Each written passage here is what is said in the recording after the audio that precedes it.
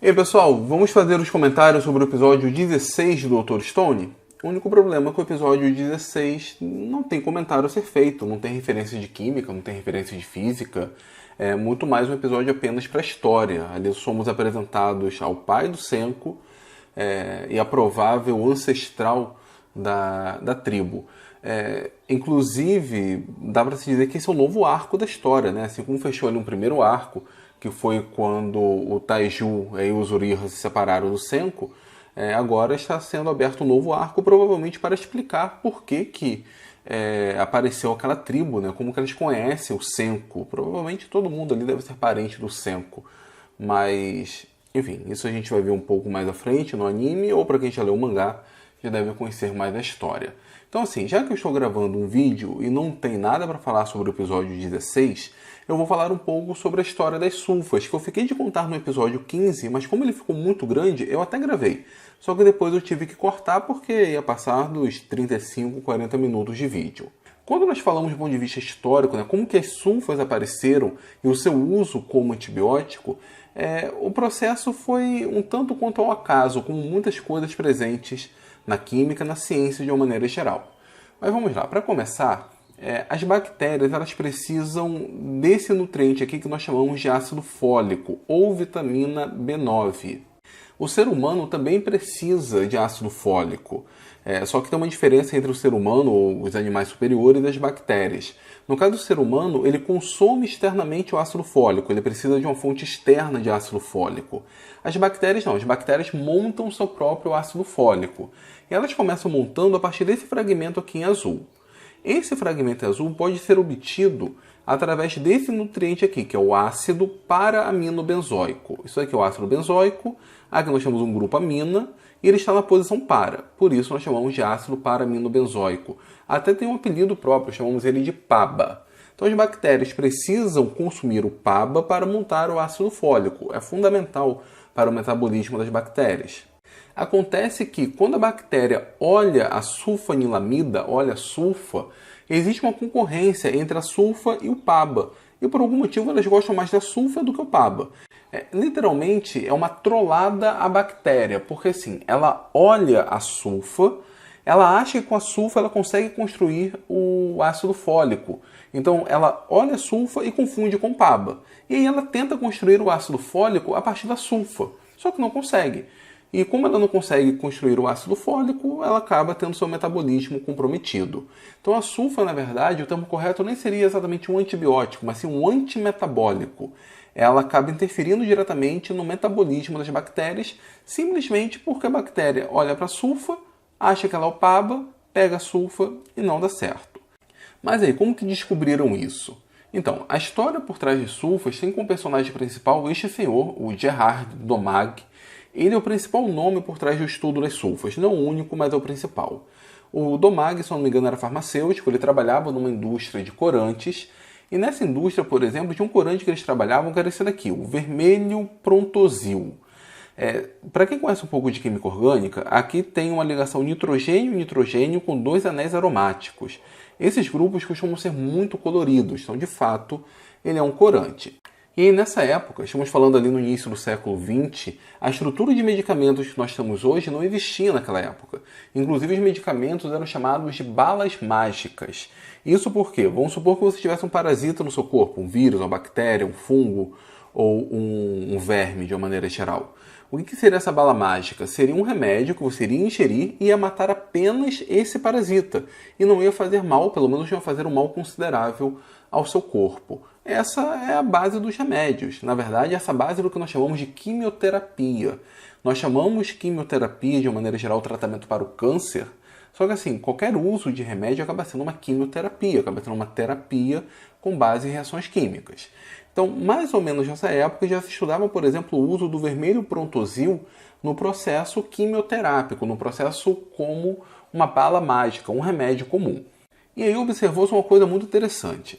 O vermelho prontosil não tinha nenhuma atividade antibiótica in vitro, ou seja, testezinhos ali com tubo de ensaio, ele não mostrou eficiência nenhuma. porém ele mostrava eficiência em vivo, ou seja, nos ratinhos ali, quando se utilizava o vermelho prontosil, ele mostrava que tinha uma certa eficiência contra streptococcus, se eu não me engano.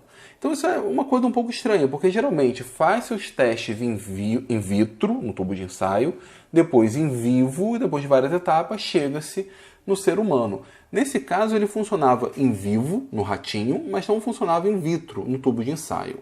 Acontece que a filha de Domag, ela acabou ferindo o dedo com alfinete. Só que assim, hoje, né, se você fere o seu dedo com alfinete, você vai limpar ali, não tem problema nenhum. Só que no caso da filha dele, acabou se ferindo com alfinete e acabou infeccionando. E nessa época, pessoal, se existe uma infecção, só tem duas possibilidades. Ou a pessoa morre, ou amputa esse membro. No caso dela, ela estava literalmente alguns dias morrendo. A infecção tomou conta ali da região, enfim, estava se generalizando, ela estava à beira da morte. Hoje a gente pensa que antibiótico é uma coisa muito comum, uma coisa muito acessível, mas não tinha naquela época. E só para vocês terem uma ideia do poder do antibiótico, como que ele é importante, por mais que seja criticado, mas como ele é importante, quem já viu o Jogos Vorazes sabe muito bem quando os camaradas estão lá na merda, quando eles estão lá ferrados, com a perna toda ferrada, com o braço todo ferrado, o que eles querem é que os patrocinadores mandem antibiótico, porque aquilo representa vida para eles. Então, assim, o Domag estava desesperado. A filha dele estava a ponto de morrer. Não existia antibiótico naquela época. Mas ele sabia que o vermelho prontosil funcionava com ratinhos. Ele pensou, olha, se eu tentar alguma coisa, minha filha tem chance de sobreviver. Se eu não tentar, ela vai morrer. Então ele acabou pegando o vermelho prontosil e, por conta própria, acabou administrando o remédio na menina. E para a alegria dele, e para a alegria de todos nós, acabou funcionando. Depois de alguns dias, a infecção cessou e a menina estava bem melhor. Só que assim, por que o vermelho prontosil ele funcionava no teste in vivo e não funcionava no teste in vitro? E mais ainda, o que o vermelho prontosil tem a ver com as sulfas? Porque o que eu estou contando aqui para vocês é a história das sulfas. Acontece o seguinte, o vermelho prontosil ele não tem atividade antibiótica nenhuma, ele não serve para nada. Por isso que no teste in vitro não funcionou. Só que dentro de um organismo vivo, dentro do corpo humano, por exemplo, ou no corpo do ratinho, essa molécula ela sofre uma clivagem, ela quebra. Essa ligação aqui é rompida, algumas enzimas, enfim, acabam trabalhando essa molécula e acabam rompendo essa ligação. E um dos produtos que saem daqui é exatamente isso. E isso é o quê? A sulfanilamida.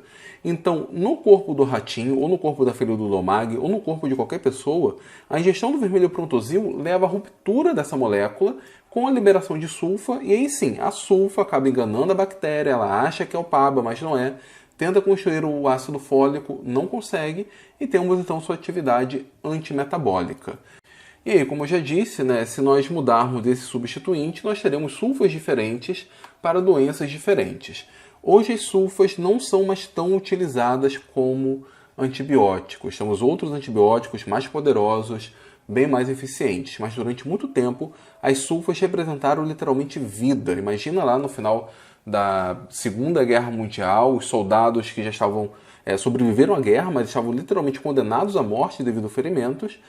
O uso e aplicação de sulfas foi fundamental para a sobrevida desses soldados. O Domag, graças à sua coragem, louca, mas a sua coragem, ele não apenas salvou a vida da filha dele, como ganhou o Prêmio Nobel de Fisiologia ou Medicina de 1939. Ou seja, toda essa história ocorre na primeira metade do século XX. E a partir daí nós temos um impulso na química dos antibióticos. E aí os antibióticos, embora sejam passíveis de muitas críticas hoje, com certeza a vida é muito melhor com os antibióticos do que sem os antibióticos. Então, era essa a história da sulfa que eu queria contar para vocês. E para finalizar o vídeo, vamos para 3 comentários do vídeo anterior. O primeiro é do Iron Gothic. Ele faz uma observação ao vídeo anterior que eu falei que não sabia qual era a origem do gás carbônico que estava produzindo água gaseificada, né? Nós tínhamos ali aquela cachoeira, tínhamos aquele pequeno moinho que o velhote lá, o mestre Kami, eu esqueci o nome dele, estava observando e pediu para que o Gen observasse. Então, ele diz assim, professor, a água com gás que deu a entender foi feita com um pote com algo fermentando e liberando CO2 na água, como na imagem 17.4 lá do vídeo. Enquanto o movimento da cachoeira fazia com que esse CO2 ficasse bem misturado à água, fazendo assim a água com gás. Na verdade, o que dava a entender realmente que tinha alguma coisa que estava liberando gás ali, só que não deixou claro o que era isso, né? Qual era a fonte desse CO2. Outras pessoas comentaram, o comentário do Iron Gothic foi o menorzinho, enfim, mas sintetiza bem a ideia. Ele considera que tivesse alguma coisa fermentando, então fosse um processo ali de fermentação. Pode ser. E isso acabava liberando então esse gás que estava concentrando CO2 ali na água. É uma hipótese, embora não esteja claro ali no vídeo. Então esse foi o primeiro comentário. O segundo comentário, deixa eu abrir aqui, é o comentário do Rodrigo Rossi. Depois de tudo isso, obteve uma sulfa com 1% de pureza. Na brincadeira da parte, excelente vídeo. Obrigado, Rodrigo. Mas eu tinha entendido do anime mais ou menos a reação de acetilação da anilina e depois a reação dela com ácido clorosulfúrico para obter a estrutura que seria a base da sulfa. Vendo sua explicação agora, ficou muito mais claro os detalhes. A única dúvida que fiquei é: o grupo funcional da acetanilina é orientador orto-para, mas a reação só ocorre formando produtos para-orientados? Esse anime me surpreendeu em muitos aspectos, tanto pela precisão nas informações dos experimentos químicos, materiais, processos de fabricação, etc., como também pela valorização do papel do pesquisador cientista e da ciência em geral. É uma pena que muita coisa é avançada demais para o público-alvo, adolescentes de ensino médio ou mais jovens, que não vão conseguir apreciar as belezas dessas reações químicas. Continue com os vídeos, professor. Um abraço. Rodrigo, de fato, tem algumas reações bem avançadas, mas eu acho bem válido ele passar essa química um pouco mais avançada. Vai que alguém se interesse e acabe estudando. E quanto à sua pergunta, eu expliquei nesse vídeo. De fato, o grupo amida ali, ele é orientador orto e para. Só que devido ao efeito estérico, ele acaba forçando a formação do produto para. De maneira geral, um orientador orto-para gera mais produto para do que orto, devido exatamente aos problemas do efeito estérico. Então, esse foi o segundo comentário. E o terceiro comentário, deixa eu ler aqui para vocês, é o comentário da Ciência Chave. Ciência Chave é um canal aqui no YouTube, bem legal, tem alguns experimentos lá. Dê uma olhada lá, tá bom? Vamos lá. Excelente vídeo, professor. Obrigado. Tenho acompanhado todas as suas explicações e gostado bastante. Se me permite complementar, tenho trabalhado recentemente com anilina no laboratório e até pretendo lançar um vídeo de síntese envolvendo ela. De fato, é realmente estranho lavar o alcatrão com ácido clorídrico e depois querer extrair com acetato de etila. A questão é que esse sal, cloridrato de anilina, é muito mais solúvel em água. Logo, ele não conseguiria extrair com o solvente orgânico. O procedimento mais adequado seria lavar o alcatrão com ácido clorídrico para obter o sal da anilina, basificar a solução para diminuir a solubilidade da anilina, converter na base livre e aí sim extrair com acetato de etila. Faz sentido, eu não sei seu nome, então vou chamar de ciência-chave. Faz sentido, só que ou você não entendeu a minha explicação, a minha proposta, ou eu acabei não deixando clara. O que você falou realmente está correto, mas o que eu pensei foi que ele jogou ácido no alcatrão para formar ali o cloridrato de anilina, para formar o sal da anilina. E aí ele colocou acetato de etila para retirar os outros componentes, para separar. Para mim, ele continuou ali com a fase aquosa, com o cloridrato de anilina em água. Só que ele não explica como que ele volta a ter anilina, ou seja, como que ele neutraliza o processo deixando a base livre. Mas da forma como eu falei, ele faz ali uma extração com solvente. Ele joga o HCl, forma o sal e com acetato ele acaba meio que retirando o restante do alcatrão, deixando então a base em meio aquoso. E ali ele trabalharia a partir então desse sal. Só que antes ele precisaria neutralizar e voltar até a base livre. Só que, enfim, isso acabou não ficando claro. Eu não sei exatamente se foi essa a ideia lá do anime, mas seu comentário faz todo sentido, só que foi uma forma diferente daquilo que eu tentei passar no vídeo. Pode ter sido erro meu. E ele continua. Com relação à síntese da cetena, no caso da questão a etenona, esse é um processo bem interessante e perigoso, tendo em vista que os valores de perigo imediato para a etenona são de 5 ppm, enquanto o cianeto de hidrogênio, o HCN, que é uma referência de um composto venenoso, é de 50 ppm. Pois bem, partindo do acetato de cálcio pela decomposição térmica, é possível obter a acetona. A acetona então pode sofrer uma pirólise no cano de ferro aquecido externamente para se chegar à etenona. toda essa reação in situ. In situ significa tudo ali no meio. Inclusive existe um equipamento em laboratório chamado em inglês de ketene lamp, que serve exatamente para esse propósito, formar a etenona a partir daí obter o anidrido, que é um procedimento extremamente perigoso. Eu não sabia, inclusive, quão perigosa era a etenona, a cetena nesse caso. Ele continua, no mais, continue com esse ótimo trabalho, estimulando cada vez mais o conhecimento e a paixão pela química. Abraço. Ciência Chave, um abração e muito obrigado pelo seu comentário, os dois, na verdade. As duas partes dele foram extremamente esclarecedoras para o pessoal aqui que está acompanhando esses vídeos e também tirou um tempinho para ler os comentários. Tá certo, pessoal? Esses foram os 3 comentários escolhidos. Tem mais um que é extra. Deixa eu mostrar aqui. Ele é pequenininho, não é exatamente um comentário, é uma pergunta. O Simple Tuto. Você fez ou vai fazer algo analisando a química de Breaking Bad? Então, estou respondendo para ele e para todos vocês.